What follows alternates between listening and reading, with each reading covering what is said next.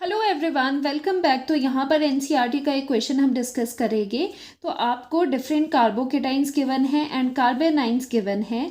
आपको इनमें से बताना है कौन सा मोस्ट स्टेबल स्पीशी है अमंग दीज एंड दीज। ठीक है, पहले हम फर्स्ट सेट कर लेते हैं।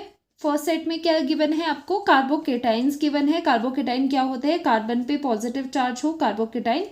कार्बेनाइन क्या होता है? कार्बन पे नेगेटिव चार्ज। ठीक है, तो पहले हम फर्स्ट सेट को ज़रा सा सिंप्लीफाई कर देते हैं। यहाँ पर क्या गिवन है? एक कार्बन लगा है और उसके साथ 3 हाइड्रोजन्स यहाँ पर इस तरह लगे हैं और ये हुआ कार्बोकेटाइन आपका CH3 पॉजिटिव। नेक्स्ट में क्या है? कार्बन पे क्या है?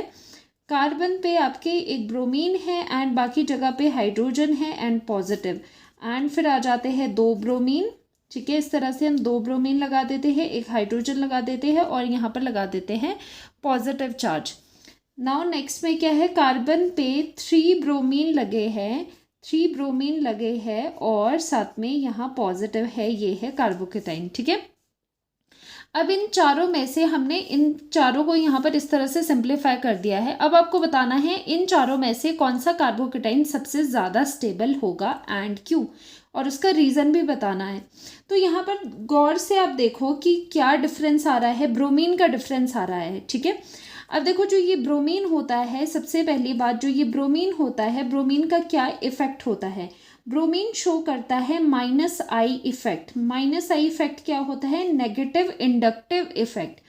नेगेटिव का क्या मतलब है कि इसका है विड्रॉइंग इफेक्ट। विड्रॉइंग इफेक्ट क्या होता है? जो कि विड्रॉ करता है, खींचता है इलेक्ट्रॉन को अपनी तरफ। तो जो ये हेलोजन्स होते हैं इनके -I इफेक्ट होते हैं, नेगेटिव इंडक्टिव इफेक्ट होते हैं, या फिर इजी शब्दों में कहूँ तो ये इलेक्ट्रॉन को खींचते हैं अपनी तरफ, उसका मतलब होता है -I। ओके, शॉर्ट में। तो यहाँ पर देखो ब्रोमीन कितने लगे हैं? यहाँ पर एक ब्रोमीन है, तो दैट मीन्स अगर हम ऐसे एरो लगाए इसकी तरफ, इलेक्ट्रॉन डेंसिटी यहाँ से ये खींच रहा है। यहाँ पर 2 ब्रोमीन अपनी तरफ इलेक्ट्रॉन डेंसिटी खींच रहे हैं और यहाँ पर 3 ब्रोमीन्स अपनी तरफ इलेक्ट्रॉन डेंसिटी खींच रहे हैं और यहाँ पर एक भी ब्रोमीन नहीं है। ठीक है, और एक बात मैं आपको बता दूं, हमेशा के लिए ध्यान रखना, सारे क्वेश्चंस बिल्कुल चुटकियों में सॉल्व हो जाएंगे, कि अगर चार्ज आपका, अगर यहाँ पर मैं लिख लेती हूँ, अगर आपका जो चार्ज है, अगर चार्ज इंटेंसिफाई हो रहा है, इंटेंसिफाई हो रहा है, तो उसका मतलब क्या है कि स्टेबिलिटी, जो स्टेबिलिटी होगी वो इंक्रीज होगी। हमेशा ध्यान रखना, जब चार्ज इंटेंसिफाई होता है किसी भी रीज़न की वजह से, तो स्टेबिलिटी उस पर्टिकुलर आयन की क्या होती है? इंक्रीज होती है। और अगर चार्ज का डिस्पर्जन हो रहा है, डिस्पर्स हो रहा है, अब डिस्पर्स क्या होता है? दैट मीन्स फैल रहा है या फिर डिस्ट्रीब्यूट हो रहा है, किसी तरह से कम हो रहा है, या फिर आप कह सकते हो कम हो रहा है और यहाँ कह सकते हो ज़्यादा हो रहा है। तो जब अगर चार्ज कम होगा तो जो स्टेबिलिटी होगी आयन की, किसी भी आयन की, चाहे वो केटाइन हो चाहे वो एनाइन हो, उसकी स्टेबिलिटी क्या हो जाएगी? उसकी सॉरी, यहाँ पर क्या हो जाएगा? यहाँ पर स्टेबिलिटी डिक्रीज हो जाएगी, उल्टा लिख लिया। और यहाँ पर क्या है? अगर चार्ज डिस्पर्स हो रहा है तो स्टेबिलिटी उस आयन की क्या हो जाएगी? उसकी स्टेबिलिटी इंक्रीज हो जाएगी, क्योंकि हर एक आयन चाहता है कि उसके पास कम से कम चार्ज रहे। जितना आयन में चार्ज का रिमूवल होगा या फिर चार्ज कम होगा, उतनी ही उसकी स्टेबिलिटी बढ़ेगी, और जितना चार्ज उस पर आता रहेगा, चार्ज इंक्रीज होगा, उतना वो अनस्टेबल हो जाएगा, उसकी स्टेबिलिटी कम होगी। ठीक है, तो ये पॉइंट आपको ध्यान रखने हैं और आपका एकदम क्वेश्चन सॉल्व हो जाएगा।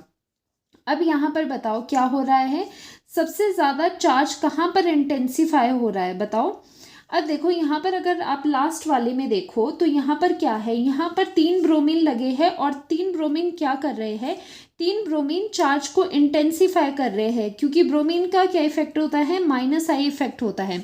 -I इफेक्ट से ये यहाँ पर इलेक्ट्रॉन को विड्रॉ कर रहे हैं, खींच रहे हैं कार्बन से, and making this carbon more positive. तो ये हो जाएगा मोर पॉजिटिव। ठीक है, तो चार्ज यहाँ पर क्या हो रहा है? चार्ज इंटेंसिफाई हो रहा है इस पर्टिकुलर आयन में। अगर चार्ज इंटेंसिफाई होता है तो स्टेबिलिटी उसकी कम होती है, वो जो आयन होता है वो हो जाता है बहुत ही अनस्टेबल। तो ये वाला जो आयन है, कार्बोकेटायन है, ये बन जाएगा अनस्टेबल। और रीज़न क्या है यहाँ पर? रीज़न है कि इंटेंसिफाई हो रहा है यहाँ पर पॉजिटिव चार्ज। ठीक है, तो यहाँ पर क्या हो रहा है? इंटेंस पॉजिटिव चार्ज हमें देखने को मिलेगा, जिसकी वजह से क्या हो जाएगा? ये कार्बोकेटायन बन जाएगा सबसे ज़्यादा अनस्टेबल। ठीक है, तो स्टेबिलिटी का अगर हम ऑर्डर लिखें तो सबसे ज़्यादा अनस्टेबल ये वाला। ठीक है, फिर देखो ये भी अनस्टेबल होगा, लेकिन कंपैरेटिवली ये थोड़ा स्टेबल होगा, क्योंकि इसमें 2 ही है, इसमें 3 है, तो इसमें बहुत ज़्यादा पॉजिटिव आएगा। देखो यहाँ पर 2 ब्रोमीन खींच रहे हैं इलेक्ट्रॉन्स को, यहाँ पर 3 ब्रोमीन इलेक्ट्रॉन्स को खींच रहे हैं, तो पॉजिटिव चार्ज ज़्यादा कहाँ पर होगा? पॉजिटिव चार्ज ज़्यादा इंटेंस इस वाले कंपाउंड पे होगा। और पॉजिटिव का क्या मतलब होता है? इलेक्ट्रॉन की डेफिशिएंसी। तो 3 अगर खींचने वाले हैं तो यहाँ पर डेफिशिएंसी सबसे ज़्यादा देखने को मिलेगी, और पॉजिटिव चार्ज इंटेंसिफाई होगा। जैसे ही पॉजिटिव चार्ज इंक्रीज हो रहा है, इंटेंसिफाई हो रहा है, स्टेबिलिटी डिक्रीज हो जाती है। ठीक है, सबसे कम इसकी, फिर इसकी, और सबसे ज़्यादा स्टेबल कौन सा होगा इनमें से? सबसे ज़्यादा स्टेबल ये वाला कार्बोकेटाइन होगा, क्योंकि इसमें जो चार्ज है वो कंपैरेटिवली क्या है?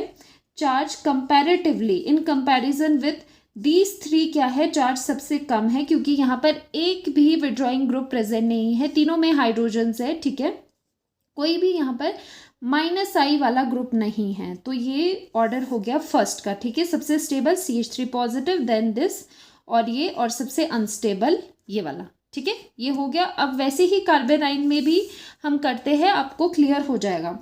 तो देखो कार्बेनाइन को भी थोड़ा सा हम इसको खोल के लिख लेते हैं। CH3 नेगेटिव, तो कार्बेनाइन कौन से होते हैं? जिनमें कार्बन में नेगेटिव चार्ज होता है। तो यहाँ पर आ गया नेगेटिव, अगेन यहाँ पर आ जाएगा क्लोरीन, और ये हाइड्रोजन्स लगे हैं, ये नेगेटिव है। ठीक है, एक और दूसरा कौन सा है? 2 क्लोरीन लगे हैं, एक हाइड्रोजन यहाँ पर लगा है, एंड नेगेटिव चार्ज यहाँ पर है, और लास्ट में तीनों जगह पर क्लोरीन ग्रुप लगा है और नेगेटिव है। ठीक है, अभी मैंने आपसे क्या कहा था कि जो हलोजेंस होते हैं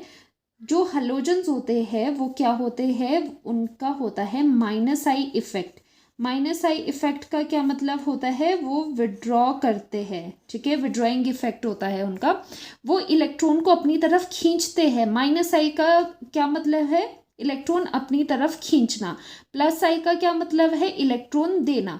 ठीक है, तो हलोजेंस, जैसे ऊपर हमने ब्रोमीन भी करा था, ये भी वन ऑफ द हलोजेंस है, इसका भी -I इफेक्ट होता है, एंड यहाँ पर क्लोरीन का भी -I इफेक्ट होता है। ठीक है, तो -I इफेक्ट अगर है तो यहाँ पर क्लोरीन इस तरह से इलेक्ट्रॉन डेंसिटी को अपनी तरफ खींचेगा, और यहाँ पर 2 क्लोरीन्स कार्बन में से इलेक्ट्रॉन डेंसिटी अपनी तरफ खींचेगी, यहाँ पर 3 क्लोरीन्स कार्बन में से इलेक्ट्रॉन डेंसिटी अपनी तरफ खींचेंगे।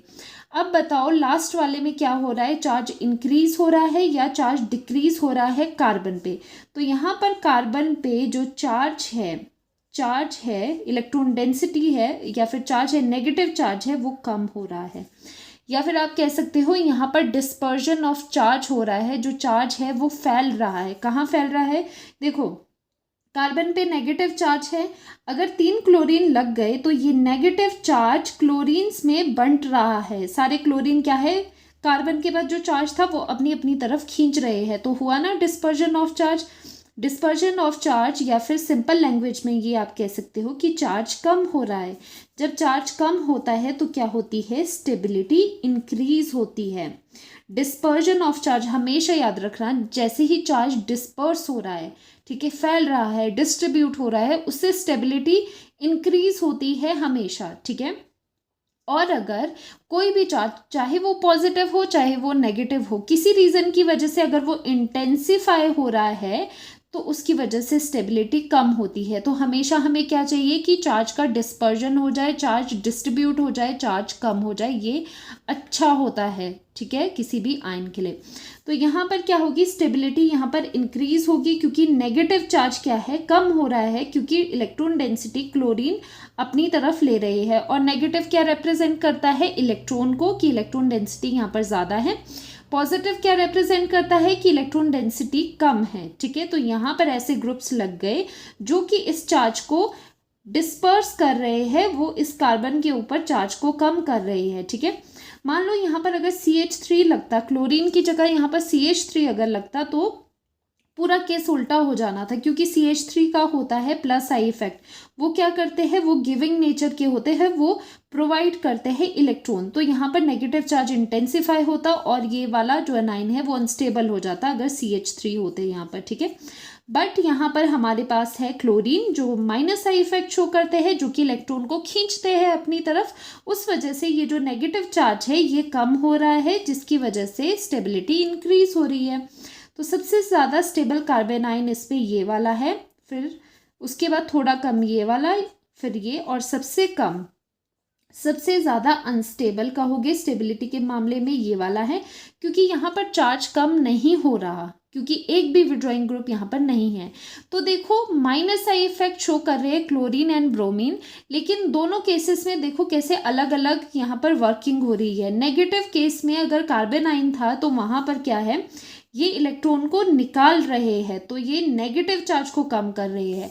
इस केस में भी क्या है, ब्रोमीन वगैरह इलेक्ट्रॉन डेंसिटी को खींच रहे हैं, तो इस कार्बन को और डेफिशिएंट कर रहे हैं, मतलब ये पहले से ऑलरेडी पॉजिटिव था, इस पॉजिटिव को और वो इंटेंसिफाई करते जा रहे हैं, क्योंकि जितना निकालोगे पॉजिटिव से वो और ही क्या हो जाएगा, पॉजिटिव हो जाएगा। जैसे कोई गरीब इंसान है, ठीक है, गरीब इंसान है, वो पहले से ही गरीब है, अगर आप उससे पैसे लेते रहोगे तो क्या हो जाएगा, वो और ज़्यादा क्या हो जाता रहेगा, वो और ज़्यादा गरीब होता रहेगा, ठीक है। तो इसी तरह से क्या है, यहाँ पर पॉजिटिव चार्ज पहले से ही साइन पे है, जैसे ही आपने विड्रॉइंग ग्रुप्स लगा दिए तो ये पॉजिटिव चार्ज और ज़्यादा इंटेंसिफाई हो जाएगा। एंड अगर चार्ज इंटेंसिफाई होता है, या फिर अलग शब्दों में हम कहें कि चार्ज अगर इंक्रीज होता है तो स्टेबिलिटी क्या होती है, डिक्रीज होती है। जस्ट ये जो पॉइंट्स है ये अगर आपने ध्यान रख लिए तो कार्बन आयन कार्बोकेटाइन की स्टेबिलिटी का कोई भी क्वेश्चन बिल्कुल सेकंड्स में सॉल्व कर दोगे, ठीक है। तो ये था आज के लेक्चर में कि स्टेबिलिटी कैसे चेक करते हैं, एंड ये एनसीईआरटी का क्वेश्चन था तो ऑब्वियसली इंपॉर्टेंट तो होगा ही। तो इसे अच्छे से प्रैक्टिस कर लेना और मिलती हूँ नेक्स्ट वीडियो में। Bye bye, see you.